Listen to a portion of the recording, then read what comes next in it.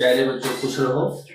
एक और chilled academy Surajgarh में ऑनलाइन क्लासेस में एक बार फिर आप लोगों का स्वागत है। सभी को गुड मॉर्निंग। जैसा कि आप लोग जानते हो, बिजनेस मैनेजमेंट में हम लोगों ने 9 का चैप्टर हम लोगों ने शुरू कर रखा है, अध्याय 9। ये चैप्टर हमारा चल रहा है। आज हम अनुबंध अधिनियम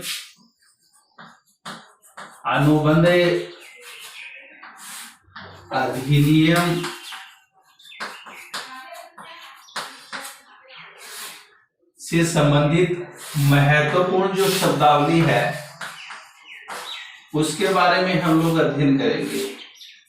इस पाठ में इसके पहले के वीडियो हम लोगों ने देखे, उसमें मैंने आपको बताया था कि व्यापारिक विधि या संनियम, राजनियम, कानून, लॉ, इसके बारे में हम लोगों ने पढ़ा था। व्यापारिक विधि के स्रोतों के बारे में हम लोगों ने अध्ययन किया था। व्यापारिक विधि का जो कार्य क्षेत्र या स्कोप है उसके बारे में हम लोगों ने अध्ययन किया था। उसके बाद में अनुबंध से हम क्या समझते हैं इसके बारे में, और अनुबंध के जो आवश्यक तत्व होते हैं उसके बारे में हम लोगों ने विस्तार से अध्ययन किया था। आज हम अनुबंध अधिनियम की जो महत्वपूर्ण जो शब्दावली होती है उसके बारे में अध्ययन करेंगे। कौन कौन से जो शब्द हैं जो अनुबंध अधिनियम से संबंधित महत्वपूर्ण है, उनका जानना हमारे लिए अति आवश्यक होता है। इसलिए अनुबंध अधिनियम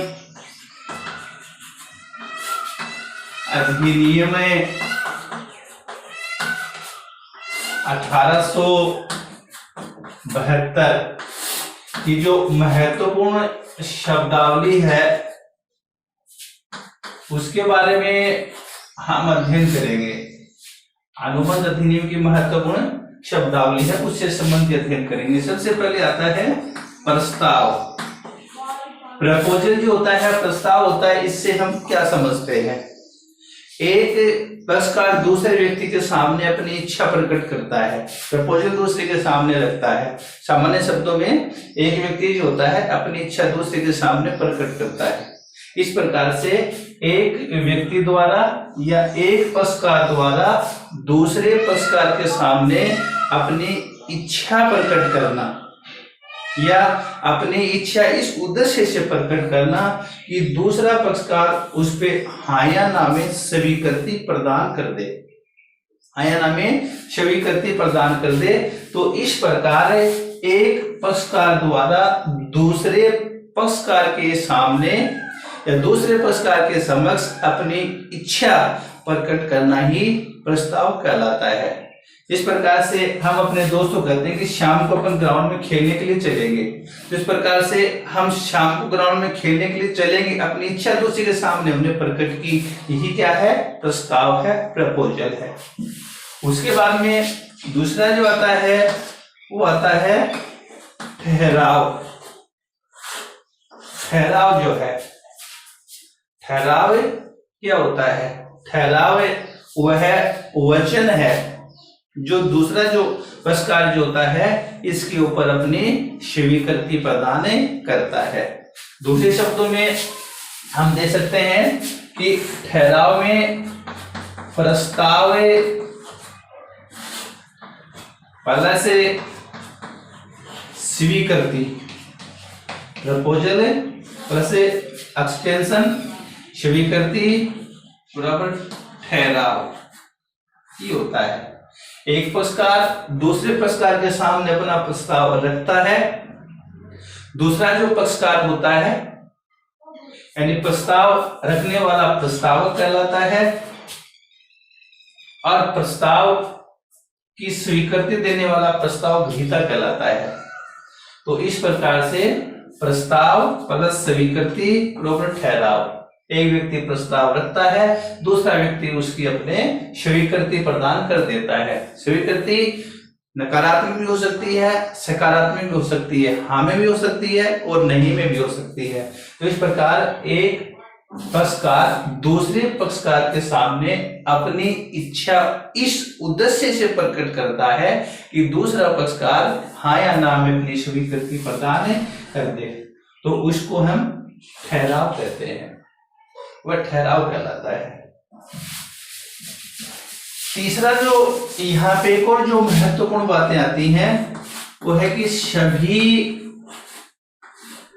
अनुबंध ठहराव होते हैं, किंतु सभी ठहराव अनुबंध नहीं होते, अनुबंध नहीं होते हैं, नहीं होते। ये भी एक महत्वपूर्ण बात होती है। सभी जो अनुबंध होते हैं वो ठहराव होते हैं, किंतु सभी जो ठहराव होते हैं वो अनुबंध नहीं होते, क्योंकि वही ठहराव जो होते हैं अनुबंध बन पाते हैं जिसको राजनियम द्वारा परिवर्तनीय करवाया जा सकता है। वही ठहराव अनुबंध बन पाते हैं जिसमें पक्षकारों में अनुबंध करने की क्षमता होती है, उनके द्वारा जो ठहराव किए गए हैं वही ठहराव जो होते हैं अनुबंध बन पाते हैं। जैसे इसके लिए पक्षकारों में वेश का होना चाहिए, स्वस्थ मस्तिष्क का होना चाहिए, राजनियम द्वारा उसको योग्य घोषित नहीं किया गया हो, सभी ठहराव में प्रतिफल हो, वैधानिक उद्देश्य हो या निष्पादन की संभावना होनी चाहिए, ठहराव करते समय उसकी जो निश्चित शर्तें होनी चाहिए। इस प्रकार से इस प्रकार के जो ठहराव होते हैं वही अनुबंध बन पाते हैं। इस प्रकार के ठहराव जिसके अंदर ये सभी वैधानिक उद्देश्य उसके अंदर मौजूद होते हैं, वैधानिक तत्व उसके अंदर मौजूद होते हैं, वही ठहराव जो होते हैं वे अनुबंध बन पाते हैं। बाकी जो ठहराव होते हैं वो अनुबंध नहीं हो पाते। तो इस प्रकार से ये था इससे संबंधित। उसके बाद में एक और जो महत्वपूर्ण आता है वो है वैध अनुबंध। वैध अनुबंध, जहां तक वैध अनुबंध का प्रश्न है, अनुबंध की जो उत्पत्ति होती है वो लैटिन भाषा के कॉन्ट्रूटम शब्द से हुई, लैटिन भाषा के कॉन्ट्रूटम शब्द से हुई, जिसका अर्थ होता है आपस में मिलना। यानी दो प्रस्ताव जो होते हैं, एक प्रस्तावक होता है, एक प्रस्तावक ग्रहीता होता है, अर्थात एक वचनदाता होता है, एक वचन ग्रहीता होता है, किसी न किसी उद्देश्य के लिए जो आपस में मिलते हैं। तो इस प्रकार से लैटिन भाषा के कॉन्ट्रूटम शब्द से इसकी उत्पत्ति होती है, जिसका अर्थ होता है आपस में मिलना।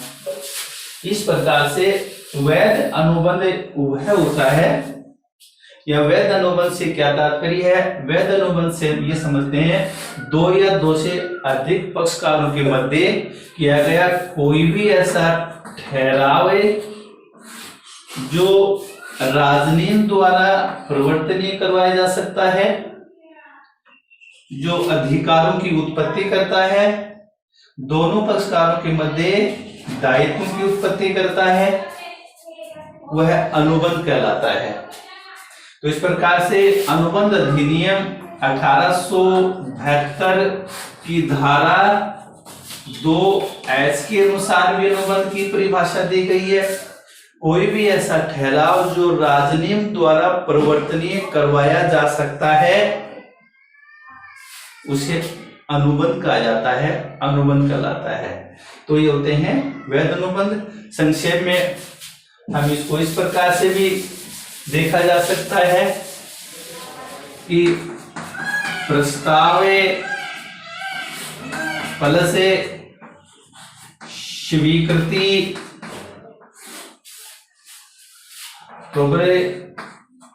ठहराव, यहां तक ठहराव होता है, यहां तक ठहराव है, यानी प्रस्ताव की जो स्वीकृति मिल जाती है तो वह ठहराव बन जाता है। और ठहराव फल से राजनियम द्वारा परिवर्तनीय बरोबर अनुबंध ये जो है इस प्रकार से, यानी प्रस्ताव प्लस स्वीकृति से ठहराव की उत्पत्ति होती है, ठहराव बनता है, और वे ठहराव जो राजनियम द्वारा परिवर्तनीय हो जाते हैं वो सभी क्या होते हैं, अनुबंध बन जाते हैं। तो इस प्रकार से अनुबंध को इस प्रकार से भी समझा जा सकता है। उसके बाद में है पांचवा आता है व्यर्थ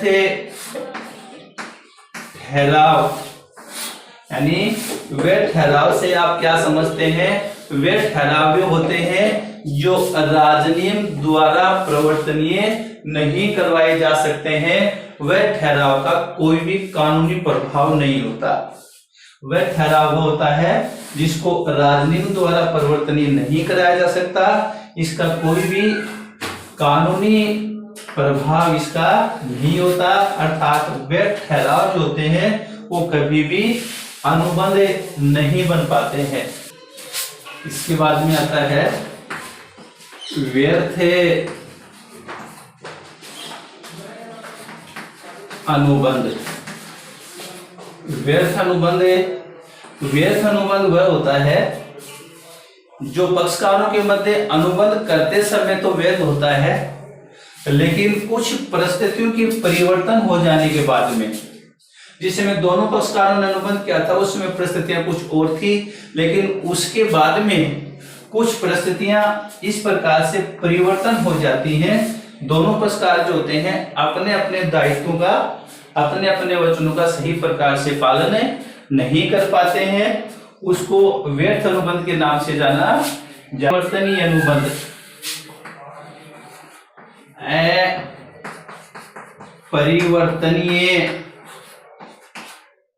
अपरिवर्तनीय अनुबंध। अपरिवर्तनीय अनुबंध वह होता है जो प्रारंभ में तो वैध होता है, जिस समय प्रस्ताव तथा प्रस्ताव ग्रहीता के द्वारा यानी दोनों पक्षकारों के द्वारा जिस समय अनुबंध किया जाता है उस समय तो वह वैध होता है, लेकिन कुछ तकनीकी कमियों के कारण, उसके पश्चात तकनीकी कमियों के कारण वह अपरिवर्तन हो जाता है। दोनों जो पक्षकार होते हैं वो अपने दायित्वों का सही प्रकार से या अपने वचनों का सही प्रकार से निर्वाह नहीं कर पाते हैं, उनका निष्पादन नहीं कर पाते हैं, कुछ तकनीकी कमियां उसमें हो जाती हैं। तत्पश्चात उन तकनीकी जो कमियां होती हैं उनको दूर करने के बाद में, दूर करने के पश्चात अनुबंध का निष्पादन किया जा सकता है। तो इस प्रकार से ये अपरिवर्तनीय अनुबंध के नाम से जाना जाता है। उसके बाद में एक और जो आते हैं वो आते हैं निष्पादित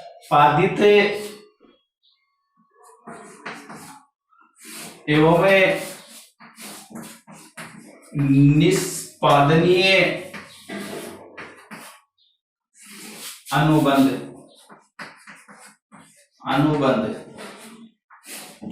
एक होता है निष्पादित अनुबंध होता है, एक निष्पादनीय अनुबंध होता है।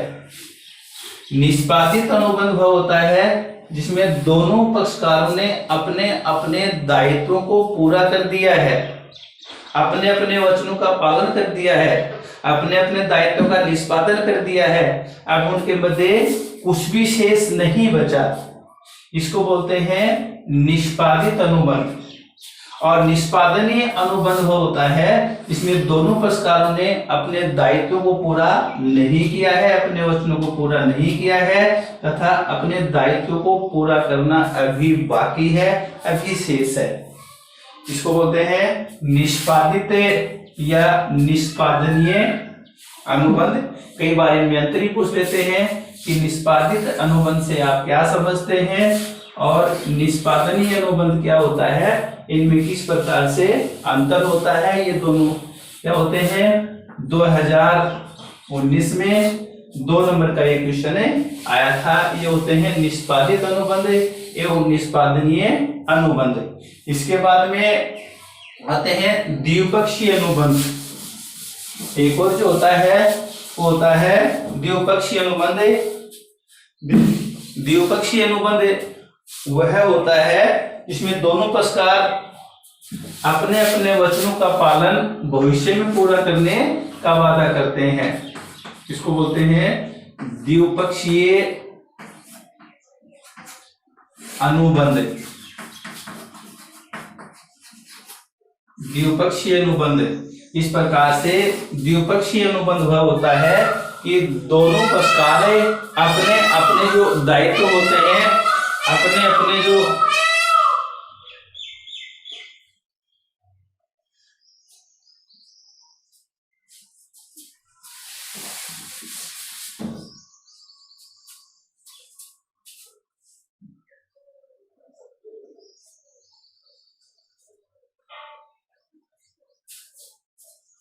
इसके बाद में आता है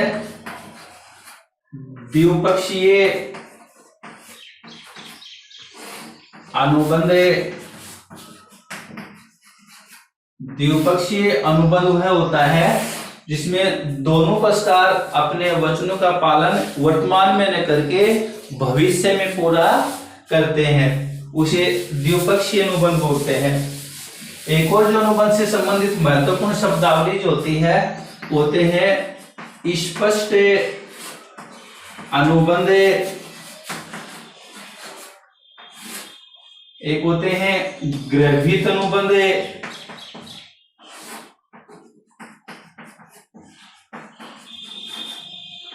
और एक आता है अर्ध अनुबंध। ये है तीन। स्पष्ट अनुबंध क्या होते हैं, गर्भित अनुबंध क्या होता है, अर्ध अनुबंध क्या होता है, ये सभी अलग अलग होते हैं। जिसमें पक्षकार प्रस्ताव की स्वीकृति यानी स्पष्ट अनुबंध भी होते हैं जिसमें दोनों पक्षकारों के मध्य प्रस्ताव की स्वीकृति एवं अनुबंध की जो शर्तें होती हैं वो लिखित या शब्दों में स्पष्ट होती हैं, स्पष्ट रूप से दी जाती हैं। इनको बोलते हैं स्पष्ट अनुबंध। यानी दोनों पक्षकार जो होते हैं, एक वचनदाता एक वचन ग्रहीता, इसके अंदर उस अनुबंध से सभी महत्वपूर्ण जो शर्तें होती हैं, प्रस्ताव से संबंधित या स्वीकृति संबंधित महत्वपूर्ण तथ्य होते हैं या महत्वपूर्ण जो शर्तें होती हैं, उनका स्पष्ट रूप से लिखित या मौखिक शब्दों में उल्लेख किया जाता है। इनको बोलते हैं स्पष्ट अनुबंध बोलते हैं। एक होता है गर्भित अनुबंध। गर्भित अनुबंध वह होता है जो पक्षकारों के आपसी वचनों के आदान प्रदान वगैरह से नहीं होता, बल्कि पक्षकारों के कार्यों एवं आचरण के द्वारा प्रकट होता है। कर्मचारियों के कार्य एवं आचरण के द्वारा जो प्रकट होता है वह गर्भित अनुबंध कहलाता है। अर्ध अनुबंध जो है ये अनुबंध भी महत्वपूर्ण होता है। अर्ध अनुबंध से आप क्या समझते हैं या अर्ध अनुबंध क्या होता है? अर्ध अनुबंध क्या होता है? अर्ध अनुबंध वह होता है जो पक्षकारों की आपसी सहमति या वचनों के आदान प्रदान के द्वारा नहीं किया जाता, बल्कि न्यायालय के द्वारा पक्षकारों पर थोपा जाता है, पक्षकारों पर लागू किया जाता है, जिसे उन पक्षकारों को उनका पालन करना पड़ता है। इसको अर्ध अनुबंध के नाम से जाना जाता है। इसके अलावा इसमें आता है व्यर्थ ठहराव भी होता है या व्यर्थ अनुबंध भी होता है। अनुबंध करते समय तो व्यर्थ होता है। ये सारी चीजें मैंने आपको आज बता दी हैं। तो इस प्रकार से अनुबंध अधिनियम 1872 की जो महत्वपूर्ण शब्दावली है उसमें से कुछ जो महत्वपूर्ण है वो आज हम लोगों ने पढ़े हैं। इसके बाद में जो बच जाते हैं उनको हम कल देखेंगे। आज हमने विशेषकर देखा कि प्रस्ताव है, इसके बारे में ठहराव है, अनुबंध है, व्यर्थ ठहराव है व्यर्थनीय, ठहराव है या व्यर्थ अनुबंध, स्पष्ट अनुबंध,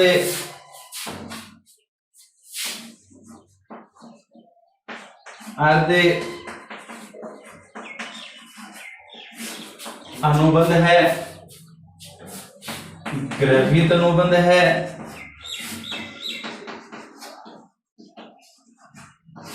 इसके अलावा निष्पादित अनुबंध है या निष्पादनीय अनुबंध है। तो अनुबंध से संबंधित जो महत्वपूर्ण जो शब्दावली होती है उसके बारे में हम लोगों ने अध्ययन किया। इसके बारे में जो कुछ बच गए हैं उनके बारे में जानकारी हम लोग कल करेंगे। तब तक के लिए धन्यवाद।